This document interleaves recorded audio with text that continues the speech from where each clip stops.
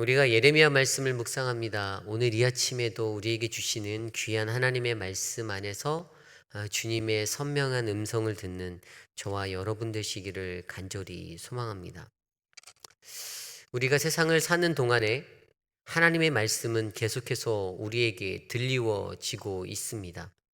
우리가 성경을 통하여서 또는 누군가를 통하여서 계속되어지는 그 하나님의 말씀이 우리에게 선포되어져 들려질 때 과연 우리들은 그 말씀을 듣고 어떻게 반응할까요? 하나님의 말씀이 들려올 때 그 말씀을 듣는 자들의 반응은 저는 각기 다 다르다라고 그렇게 생각을 하고 있습니다. 어떤 이들의 반응은 그것에 대해서 믿지 않는 모습의 반응으로 드러나고요. 어떤 이들은 듣는 즉시 순종하는 마음으로 즉각적인 반응을 하는 것이 우리들의 모습일 것 같습니다. 과연 이곳에 있는 저와 여러분은 어떠한 반응을 하며 살아가십니까? 하나님의 말씀이 우리에게 들려올 때 우리들이 어떻게 반응하는가는 그리스도인, 바로 성도, 신자로 살아가는 것에 있어서 매우 중요한 모습이다라고 저는 생각되어집니다.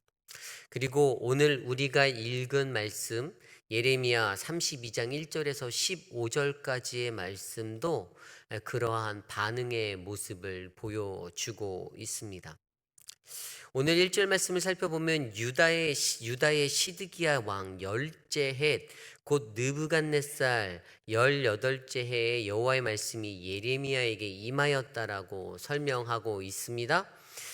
유다의 왕 시드기야가 왕이 돼서 11년을 통치하였고요.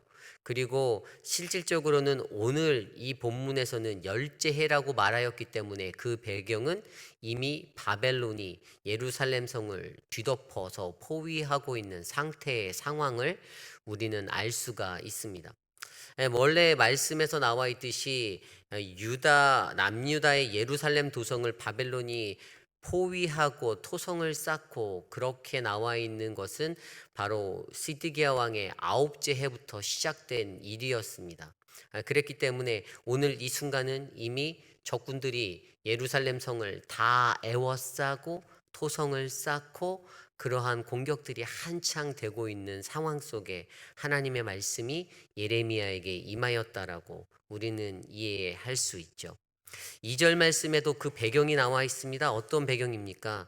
그때의 바벨론 군대는 예루살렘을 에워싸고 예레미야는 유다의 왕의 궁중에 있는 시위대 뜰에 갇혔으니라고 설명되어져 있습니다. 앞서 설명드린 대로 사방을 둘러보면 그 거대한 하나님의 성전 예루살렘 도성의 그 주변이 완벽하게 포위당한 채로 그렇게 적의 바벨론을 눈앞에 드는 바벨론의 적군들이 대치되고 있는 그런 긴장의 시간이었습니다. 그리고 왕의 궁중의 시위대의 뜰에는 그 죄수들, 왕궁 속에 죄수들을 수감하는 곳이 있었는데 그곳에 바로 예레미야가 갇혀 있다라는 이야기입니다. 예레미야가 그곳에 갇혀져 있는 이 그림들을 한번 상상해 보십시오. 예루살렘 도성이 있습니다. 시위대의 뜰이 펼쳐져 있습니다. 그리고 그것에 죄수들을 수감하는 그러한 장소, 시위대의 뜰이 있습니다. 그런데 그 밖에는 이제 바벨론의 수많은 병사들이, 바벨론 군들이 그 예루살렘 성을 포위하여 그렇게 엄습하고 있는 상황입니다. 그곳에 시위대 뜰에 갇혀서 쭈그려 앉아 있는 예레미야를 그려보십시오. 그의 모습이 어땠을까요? 제가 만약에 그곳에 있었다라면 그냥 굉장히 아무것도 할 수 없는 그런 무기력함 가운데 주저앉아 있지 않았을까 생각이 됩니다. 왜냐하면 예레미야는 처음부터 끝까지 수도 없이 엄청난 하나님의 예언을 그들에게 선언하였는데 아무도 그 말을 듣지 않고 있다라는 것입니다.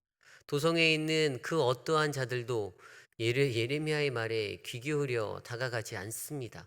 오히려 거짓된 선지자들의 말을 듣고 그들의 말을 따르려 합니다. 왜요? 이것은 바로 그들이 갖고 있었던 반응의 모습들 때문이죠. 하나님의 말씀은 어떠했습니까? 남유다 너희들은 멸망할 것이다라는 예언이 계속되어졌었죠. 예레미야를 통해서 너희가 멸망할 거야. 근데 그 멸망이 어떠한 멸망인가 하면 포로로 붙잡혀가는 멸망입니다. 바벨론과 싸우면 너희는 적수가 되지 않아. 모두가 다 포로로 붙잡혀 갈 거야. 그런데 너희가 그곳에 붙잡혀 가서 차라리 그곳에서 포로기의 생활을 열심히 해. 자식도 낳고 농사도 짓고 너희가 그곳에서 정착해서 열심히 살아. 얼마나? 70년 동안. 딱 정해진 하나님의 말씀이 그들에게 계속해서 울려 퍼졌습니다. 그리고 거기에 덧붙여서 한 가지 더 말하죠. 이것이 너희들이 살 수 있는 유일한 길이야 라고 선언합니다. 그렇게 선언되어진 말씀인데 듣지 않습니다. 시드기야가 어떻게 이야기합니까? 오늘 말씀 3절과 5절에 보면 동일한 그러한 예언이 계속 선언되고 있지 않습니까? 이는 그가 예언하기를 여호와의 말씀을 보라 내가 이 성을 바벨론 왕의 손에 넘기리니 그가 차지할 것이며 유다의 왕 시드기야는 갈대아인의 손에서 벗어나지 못하고 반드시 바벨론 왕의 손에 넘겨진 바 되리니 입이 입을 대하여 말하고 눈이 서로 볼 것이며 그가 시드기야를 바벨론으로 끌어가리니 시드기야는 내가 돌볼 때까지 거기에 있으리라. 여호와께서 이와 같이 말씀하시니라. 너희가 갈대아인과 싸울지라도 승리하지 못하리라 하셨다 하였더니 유다 왕 시드기야가 이르되 내가 어찌하여 이같이 예언하였느냐. 그 이야기의 핵심은 똑같습니다. 남유다의 예루살렘 성은 바벨론에게 넘어갈 것이다. 그리고 두 번째는 시드기야 왕도 포로가 되어 끌려갈 것이다. 그리고 하나님의 정하신 때까지 그 손에 있다가 그곳에서 죽을 것이다. 그리고 세 번째는 너희가 싸워도 100% 진다. 바로 이 예언이 계속해서 선언되었던 것이죠. 그런데 여기에서 시드기야 왕의 반응이 한 그 문구로 표현돼서 나오지 않습니까? 내가 어찌하여 이같이 예언하였느냐라는 호통의 목소리로 예레미야에게 호통치고 있습니다. 너는 어떻게 그런 말을 하는 거야? 왜일까요? 저는요, 이 시드기야가 가지고 있는 이 문제를 좀 더 깊이 있게 생각해 보려 하였습니다. 일반적으로 우리가 많은 이야기를 할 때 시드기야가 왜 이렇게 말하였지요? 라고 이야기한다면 자기의 마음에 맞지 않아서라고 일반적으로 대답합니다. 그 말도 맞습니다. 근데 거기에서 저는 한 가지 더 시드기야의 다른 모습을 발견할 수 있는데 그것은 시드기야가 가진 자존심 때문이라는 것입니다. 그가 갖고 있는 그 자존심이 얼마나 강했는지 그 자존심 때문에 이 예레미야의 선언 가운데 그 예레미야의 선언, 하나님의 말씀을 듣고 바른 말씀을 듣고도 그것대로 행동하고 실천하고 용기 있게 나아가지 못하는 시드기야를 바라보게 되었다라는 것입니다. 열왕기 하 말씀 그리고 역대하 36장 말씀, 열왕기하 25장 또 역대하 36장 말씀들을 보면 남유다에 대한 멸망들의 이야기들이 나옵니다. 그런데 그때 오늘 우리가 읽진 않았지만 예레미야 이 이후의 말씀에도 뒤에 가면 이제 시드기야 왕이 예레미야를 만날 수 있는 그런 이제 자리가 있습니다. 아베멜렛이라는 사람을 통해서 구렁이에 던져진 예레미야가 건짐을 받게 되고 그래서 시드기야 왕을 만나게 하였는데 시드기야 왕이 그에게 이제 포섭을 하려고 합니다. 너에게 다시 한번 묻겠다. 너가 말하는 하나님의 말씀이 무엇이냐? 그런데도 그때는 동일하게 예레미야가 똑같은 이야기를 하지요. 당신이 살 길은 유일한 길은 바로 바벨론의 포로로 끌려가는 것입니다. 항복하십시오. 그것이 당신과 백성들을 살리는 유일한 길입니다. 어리석은 짓을 하지 마십시오라고 하지만 그가 그때 자기의 마음을 드러내며 이야기하는 구절이 있는데 그때 어떻게 말을 하냐면 시드기야 왕이 내가 그 땅에 포로로 붙잡혀 가서 그곳에 있는 백성들이 나에게 손가락질하고 나를 비난하는 것이 두려워서 내가 그렇게 못하겠다라는 그 속마음을 털어놓습니다. 이것이 예레미야 후반 말씀에 나옵니다. 그러한 것을 딱 말씀에서 살펴볼 때 예레미야가 가지고 있었던 그 어리석은 자존심, 자신의 그 알랑한 자존심 때문에 남한테 고개 숙일 수 없는 그 모습들, 내가 비난받고 손가락질 받는 그것이 두려워서 무능한 왕, 어리석은 왕이었어라는 그 손가락질이 두려워서 자기가 고개를 숙일 수 없는 그러한 어리석은 인생을 살았던 그러한 예레미야의 모습으로 인하여서 어떻게 해요? 한 나라가, 한 민족이 멸망하게 되는 그러한 역사를 쓰고 말았다라는 사실입니다. 시드기야가 분노하였습니다. 내가 어찌하여 이같이 예언을 하느냐? 그의 감정은 그냥 지금 자신의 알랑한 자존심 때문에 자신의 말에 듣기 싫은 그 말, 자신이 희망을 걸어볼 듯한 예언자들의 말을 듣고 싶은데 그 말을 듣지 못하고 그냥 그것에 반대하여 호통치고 분을 내고 성을 내고 예레미야를 시위대의 뜰에 가둬버리는, 감옥에 가둬버리는 그러한 행동들을 하는 아주 무식하고 어리석은 짓을 행하고 있다라는 것이지요. 그가 가졌던 마음도 충분히 이해합니다. 자신이 그 전쟁, 지금 얼마나 공포 가운데 서 있었습니까? 무려 18개월을요, 이 바벨론의 군대가 뒤집어 쌌습니다. 포위하였어요. 여러분, 18개월이라는 시간은 그냥 가는 시간이 아닙니다. 굉장한 시간입니다. 18개월 중에 그들에게는요, 식량이 떨어지는 기근이 있었습니다. 제가 전에도 설명드렸지만, 그래서 자신의 자녀들을 잡아먹는 인육적인 그러한 사륙을 그 민족이 행하게 되었습니다. 자신이 살려다 보니까. 그런데 거기에 또 기근이 있었죠. 전염병도 돌았습니다. 무시무시한 일들, 18개월 동안 도성을 나갈 수 없는, 왔다 갔다 나가서 할 수 없는 그 어떠한 그 공포가 그곳을 뒤집어 싸고 있었습니다. 바벨론이라는 제국은요, 막 떠오르는 제국입니다. 아수르를 짓밟았던 제국입니다. 메데라는 그 나라와 연합해서 페르시아와 대항했던 또 그러한 제국입니다. 격렬한 전투 가운데서도 끝까지 살아남고 신생국가로서 엄청나게 떠오르는 아주 그러한 별의 나라였습니다. 그런데 그 나라들이 와서 둘러싸고 있는 겁니다. 18개월 동안. 그러니 시드기야의 마음은 어땠을까요? 초조하고 불안하고 뭔가 헤쳐나갈 길을 찾고 싶은데, 그래서 희망의 메시지라도 듣고 싶은데, 근데 예레미야가 그 말을 하지 않는 겁니다. 우리들도 세상에 살아갈 때 나와 다른 말을 하는 사람들에게 내 알량한 자존심 때문에 반대하고 반감을 갖는 경우가 얼마나 많이 있습니까? 하나님의 올바른 말씀이 선언되어지고 있는 그때에 우리들이 어떠한 반응을 하고 있는지, 내 귓가에 들려오는 그 하나님의 말씀이 온전하게 들려지지 않냐고 나를 치는 말씀이 되고 나를 건드는 말씀이 되어서 다시 나도 똑같이 가시를 내뽑을 때가 얼마나 많은지를 한번 생각해 보자라는 것입니다. 그런데요, 동일하게 선언되어진 이 하나님의 말씀이요, 어떤 이의 귓가에는 아름다운 하나님의 음성으로 들립니다. 오늘 읽은 본문에는 나와 있지 않지만 다니엘서 9장을 보면요, 다니엘이요, 이 서신을 예레미야로부터 전해 받게 됩니다. 예레미야가 쓴 이 서신들, 계속되어지는 선언서들이요, 바벨론의 포로로 끌려간 바벨론 땅에 있는 사람들에게도 동일하게 전달되어지고요, 그 땅에 있는 에스겔 선지자를 통해서도 계속해서 선언되어질 때에 다니엘서 9장 1절에 어떻게 기록되어져 있냐면, 그래서 이 다니엘이 그 음성을 듣고 하나님의 예루살렘 땅, 그 하나님의 도성의 회복을 기대하고 평생 동안 매일 하루에 3일씩 3번씩 예루살렘 도성의 창문을 열고 그 땅을 위하여 기도하였다라고 기록되어져 있습니다. 다니엘의 귓가에 들렸던 그 예레미야의 말씀은요, 우리가 70년 동안 이곳에 살아야 하는구나라는 확신을 하게 하였고요. 그러기에 그 인생을 17년 동안 이 땅에서 집중하여서 열심히 살자.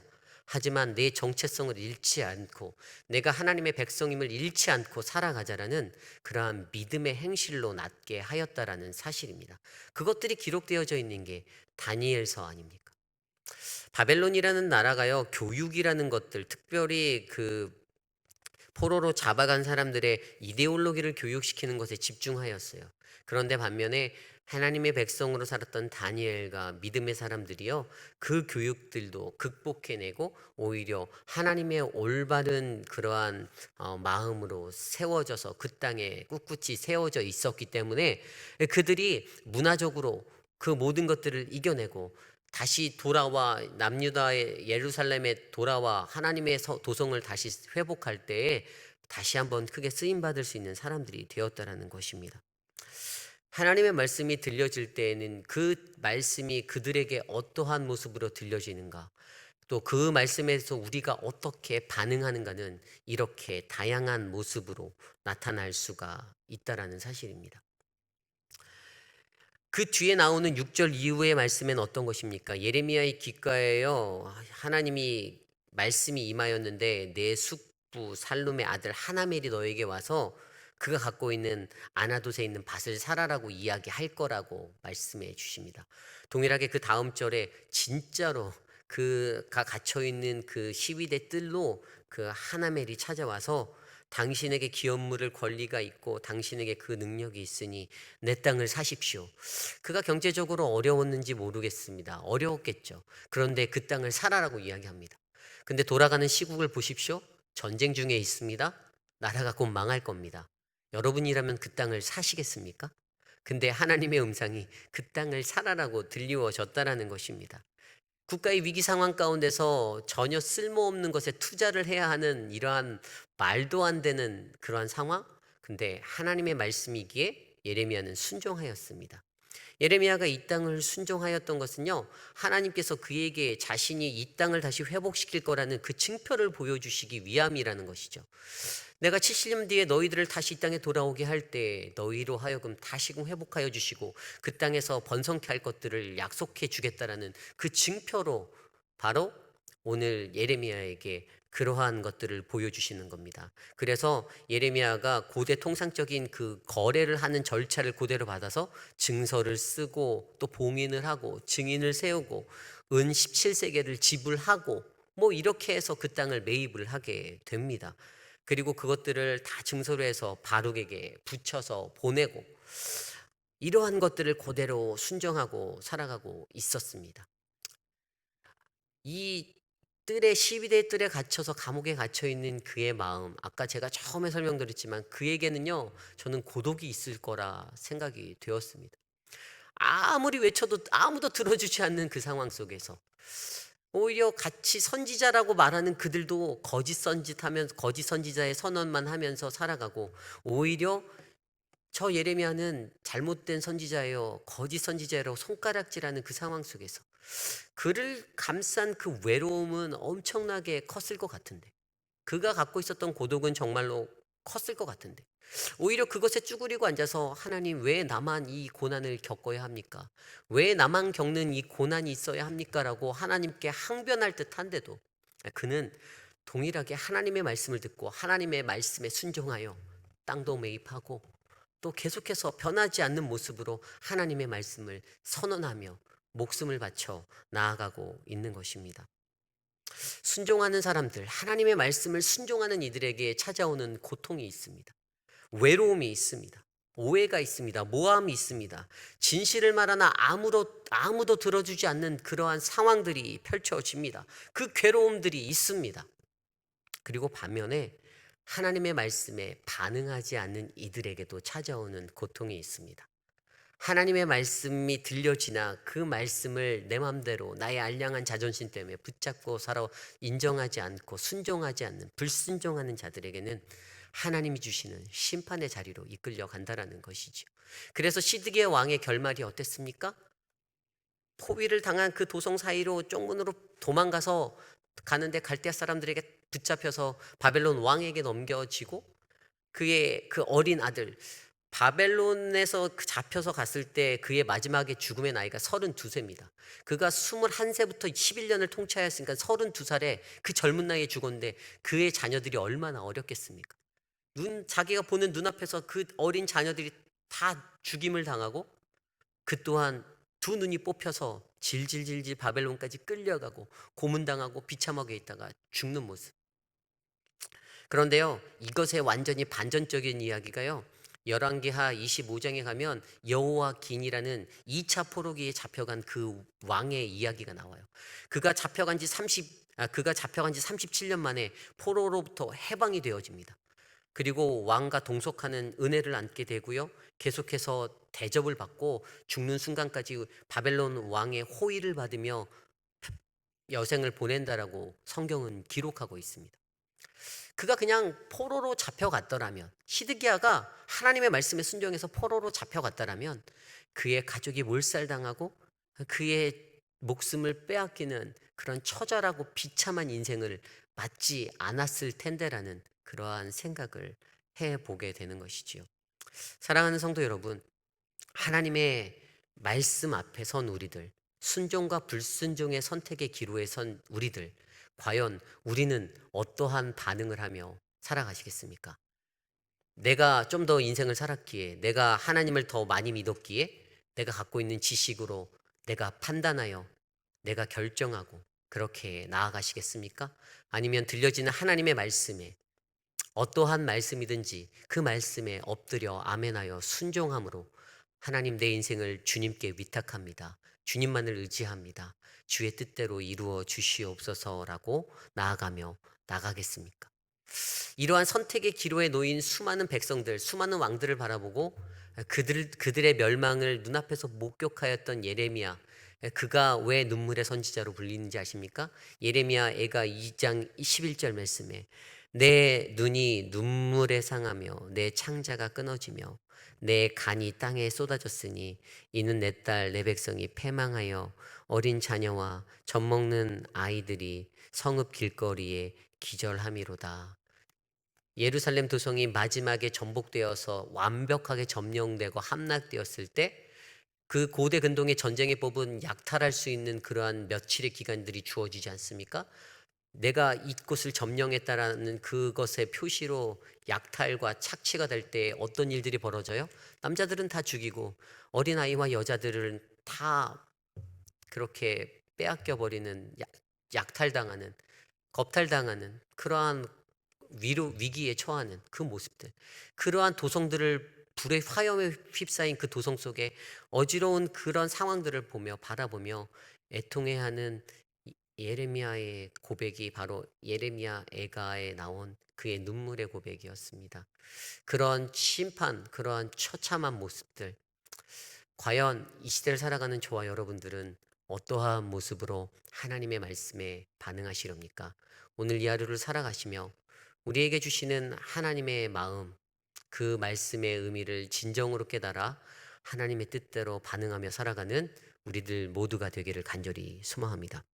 이 시간 오늘 우리에게 주신 하나님의 말씀을 가지고 함께 기도하기 원합니다. 이 시간에 기도할 때 하나님, 우리에게 주시는 하나님의 그 말씀 안에서 하나님의 말씀에 순종함으로 나아갈 수 있는 나의 인생 되게 하여 주시옵소서. 함께 기도하고 제가 기도한 후에 각자 기도하기 원합니다. 기도하겠습니다.